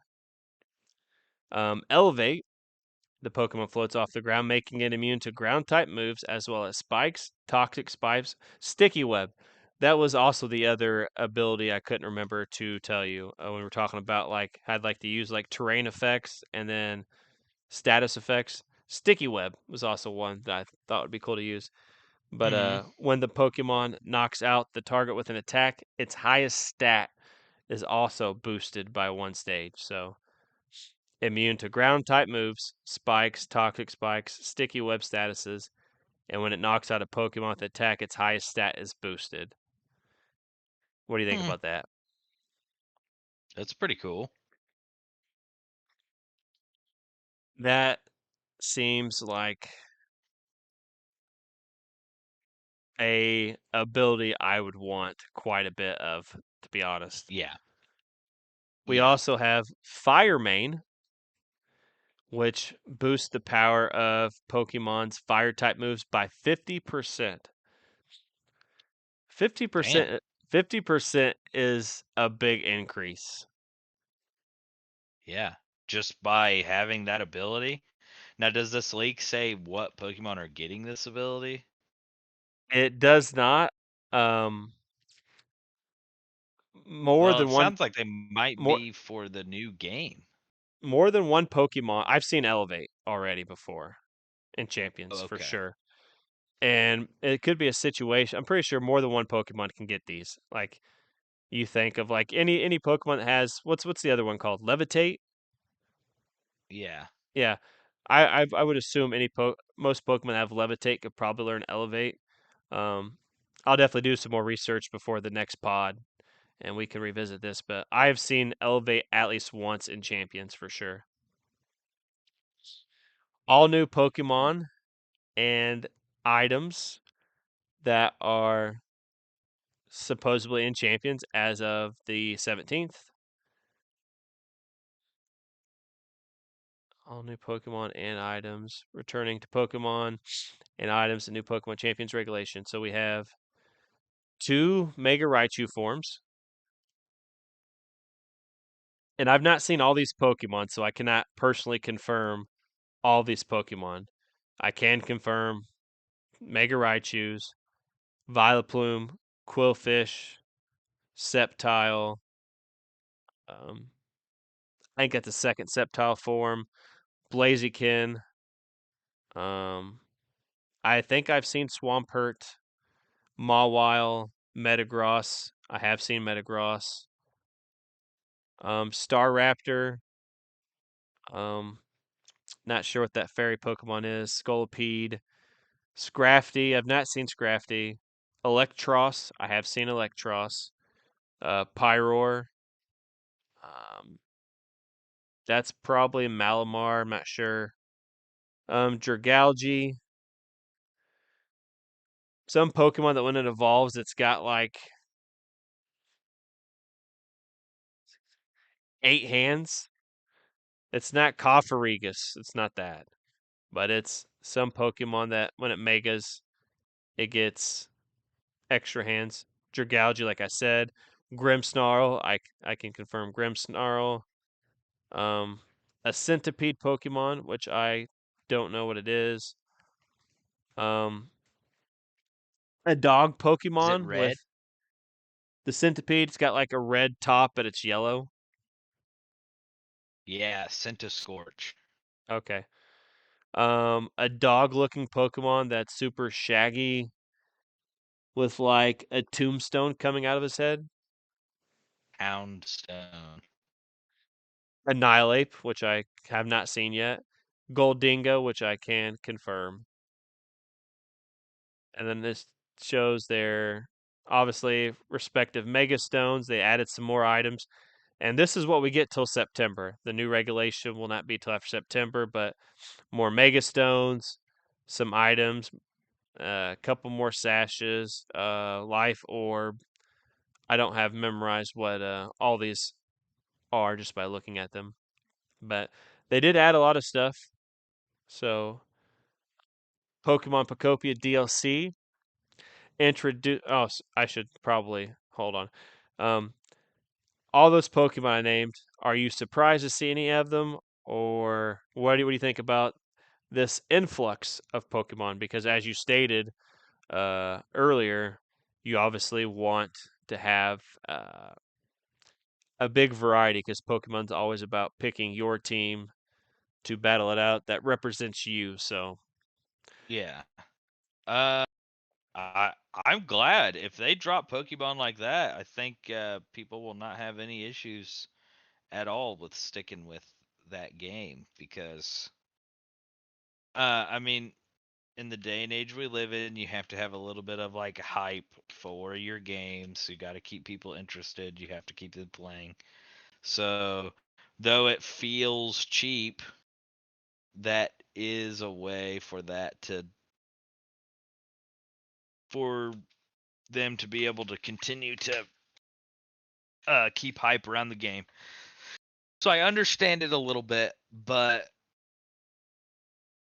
I mean, if they keep dropping them like that, then yeah, absolutely. I think people will stick with it for a long time. I might even get on and start playing if we've got lots and lots of Pokemon in there. that's what I like to hear. That's what I like to hear. So, announcement Pokemon Pocopia DLC will introduce a new feature where you can dress up your Pokemon. I'm sure there is some people out there that will enjoy that. Nothing super fancy. This one is interesting considering our talk about mainly you talked about AI earlier and the effect it has on certain things. June 16th, the Pokemon Company announces Pokemon TCG AI Battle Challenge, which is a contest to develop an AI that can play Pokemon TCG effectively and beat human players and other AIs. The winner, the winning team with the best AI will win $50,000. And they have a little video that obviously I'm not going to play because I don't want to mess with settings when everything's working fine. But Oh my. I don't like that at all. Central Leaks also commented right below before people get confused generative AI with AIs like this without realizing literally every Pokemon game has some type of AI. Obviously, you battle against computerized Pokemon trainers or whatever the Yeah, case may sure. be. But Yeah. people developing a AI that can play Pokemon effectively and beat human players as well as other AIs. What do you think about this AI, sir? I mean, like it said, there's always some kind of, you know, AI, if you want to call it that, in games like that. So it, you know, that is what it is. I think the part that frustrates me, like I saw some posts the other day that they were talking about like Pokemon Go, and I played Pokemon Go. I still play Pokemon Go a lot. And I realized it's like coming up on like 10 years of Pokemon Go being out, or some kind of crazy number like that. I think it actually is like 10 years. And um it kind of blew me away that it's been that long. And I saw this post and they said, I just can't believe that everybody who plays Pokemon Go didn't realize all of the like uh, delivery bot routes that they trained the entire time while they played this game. And I got to thinking about it, and I'm like, yeah, that's exactly what happened. We single-handedly made like Google Maps and all of the things like that better by sharing our location data and them being able to train models like this. So, like I said, I mean, there's definitely AI is just part of our world now. So it's something that is never going to go away.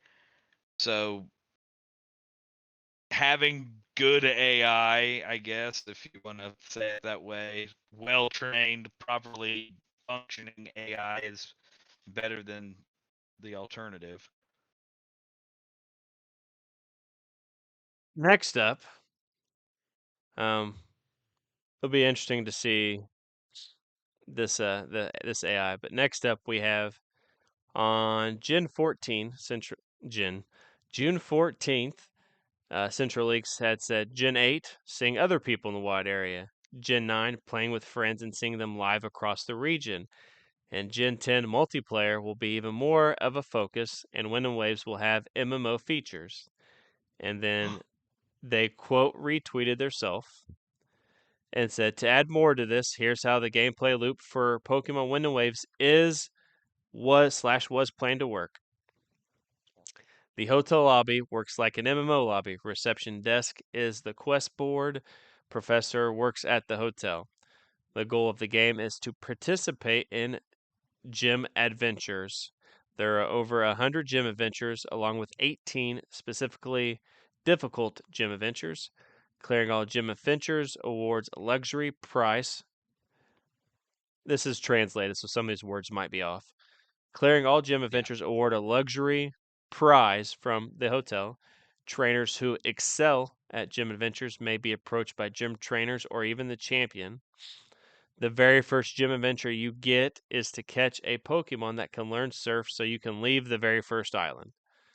Once you leave the first island, the open world starts. You can go anywhere and even go straight to the final boss. Things like catching the main legendary and battling gym leaders are optional in this game, but will give you an advantage against the final boss like in Zelda Breath of the Wild. This was the plan in Wind and Waves concept document from 2021, so things could have undergone changes since then. However, we know MMO features are still in. So, Wow. what I just That said, what do you think about that? That will be cool. That will be super cool. That'll be the closest we've ever gotten to like my ideal Pokemon game, which is everybody just gets on and does their thing. That will be so cool if that's the case. Those are definitely some interesting leaks there. The challenge is not necessarily being just gym battles is cool. So it'll be Yeah. interesting to see that Pokemon Wind and Waves currently planned for release in September 2027. This is the internal target month for development teams working towards, of course, subject change, delays, whatever the case may be. So on top of that, the planned release for Pokemon Wind and Waves is 2027. Hmm.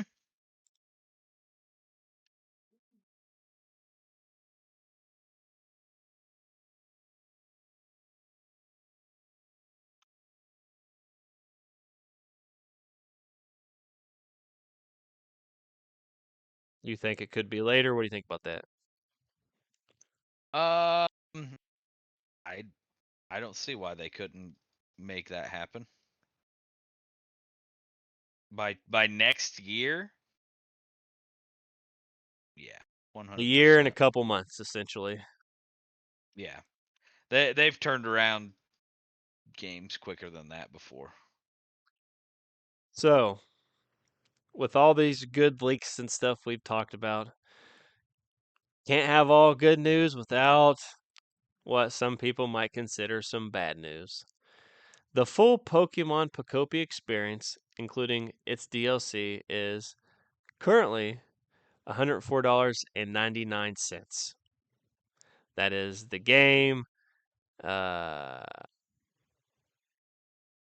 that's the game bundled with the expansion pass. I'm assuming that gives you everything that is out and will come out. And You they cut out a expect little bit there around the price of that. What was it? $104.99. Oh wow. I'm assuming that is all DLC that is current as well as any future DLC. And Central Leaks says we expect Pokemon Wind and Waves to cost even more with uh, price of the game and then whatever, because obviously Pokemon they usually bring out one or two expansions or whatever the case is. They expect Yeah. that to cost even more. What do you think about that? Good night. That's outrageous. 100, upwards of $150. I have no idea. Are you seeing something else? No, isn't that what he said? It was $140 for No. Pokopia. 105, 104.99, Oh, 104.99. $104.99. Okay. Um,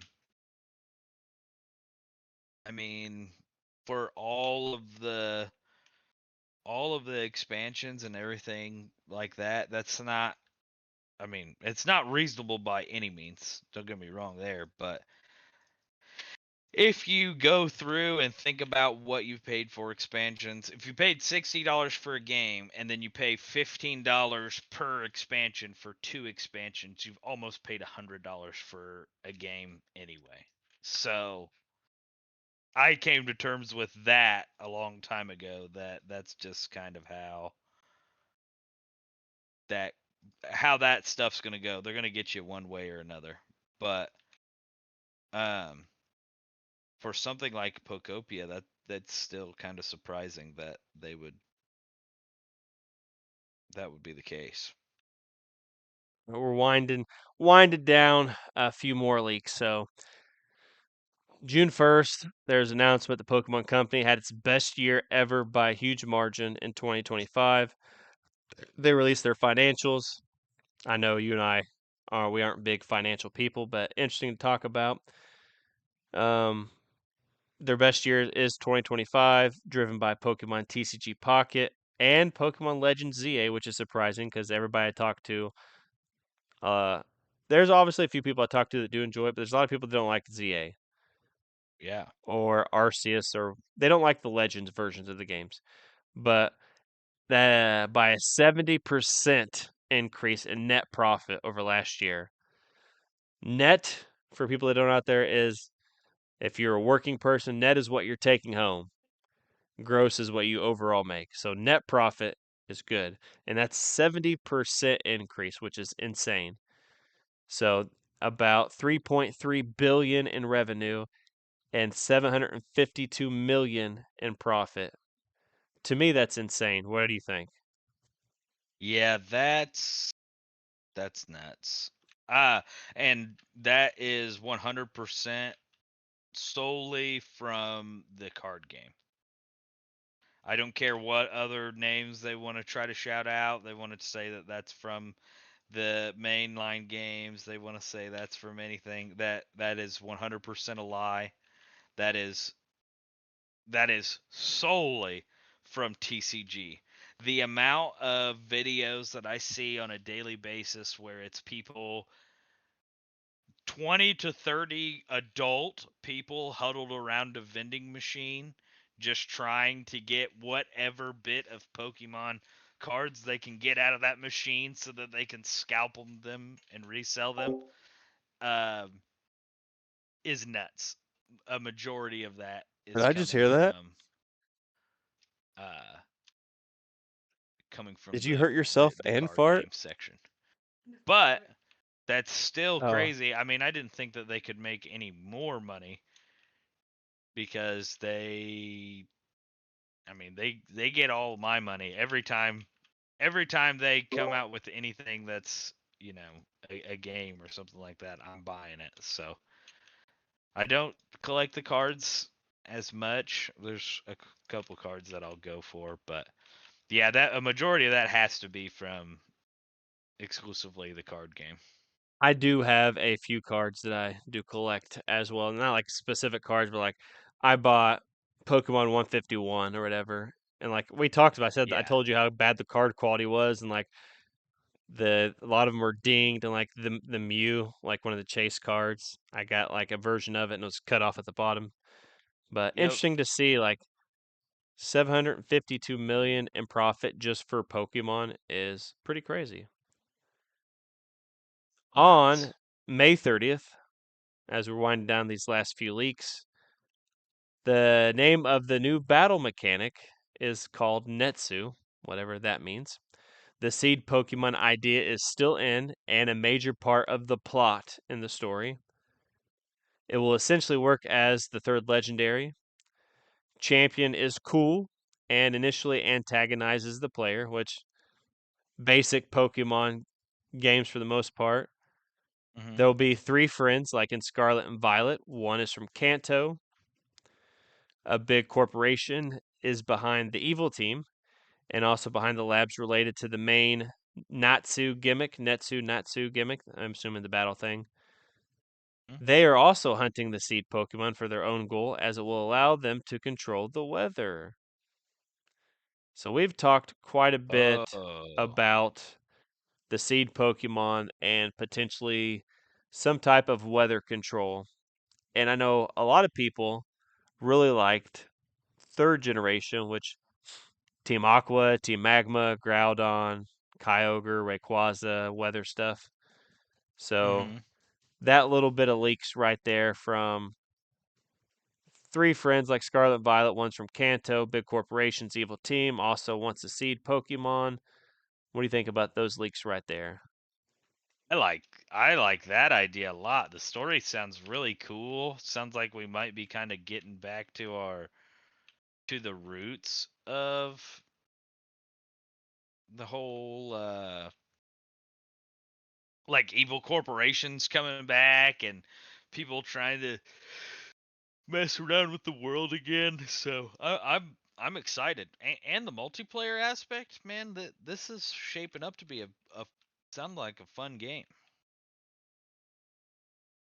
All right, so that is pretty much all for the leaks of relevant ones that I deem relevant enough.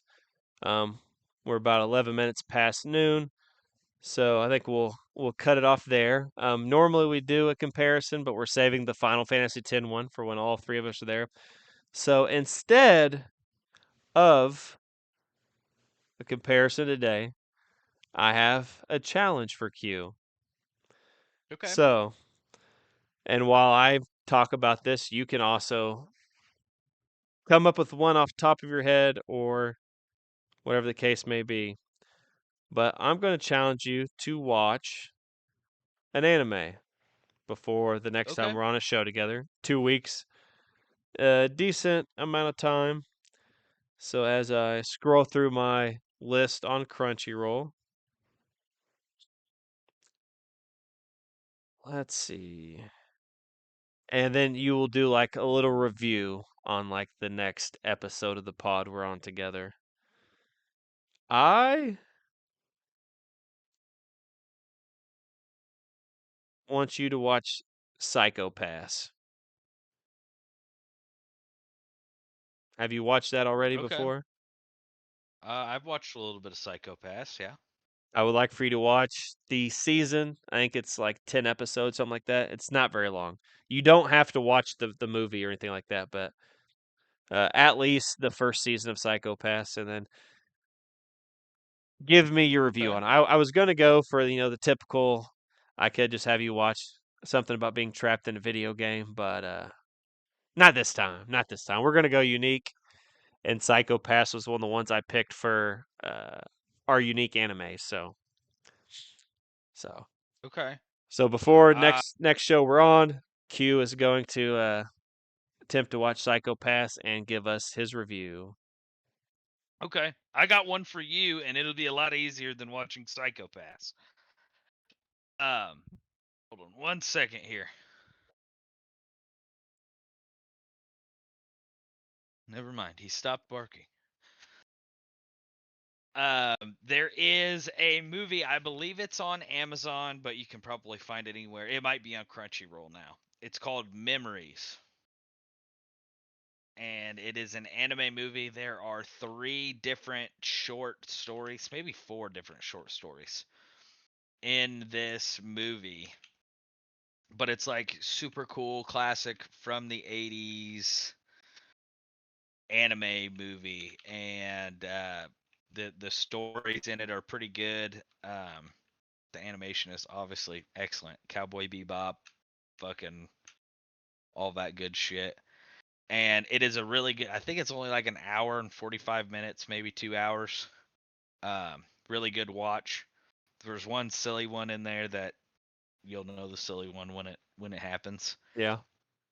But it's a really good watch. I would recommend that one. All right. So I'll be watching Memories before the next show. Q will watch Psycho Pass. At least there's 2 seasons of Psycho Pass. I'm only requesting at least the first one. If Q decides he has time to watch the second one, by Okay. all by all means. But that's going to be all for the Thicc Boi Hours podcast because I have a writers meeting to go to. So that's Q, aka Short Round. You will not find him on any social media whatsoever, but you can find the Pokemon Professor Q breeding whatever Pokemon is needed to be bred and saving people's lives and unclogging their pipes one pipe at a time. Um, as for myself, all the typical social media I mention every time. Twitter, Threads, LinkedIn, uh, Blue Sky, Mastodon, some form of C Unit 123123, C Unit Chris Jones, Chris Jones Gaming Network on YouTube, and C Unit 13123 on Twitch. That's all for episode 30 of the Thicc Boi Hours podcast, and we will see you next time.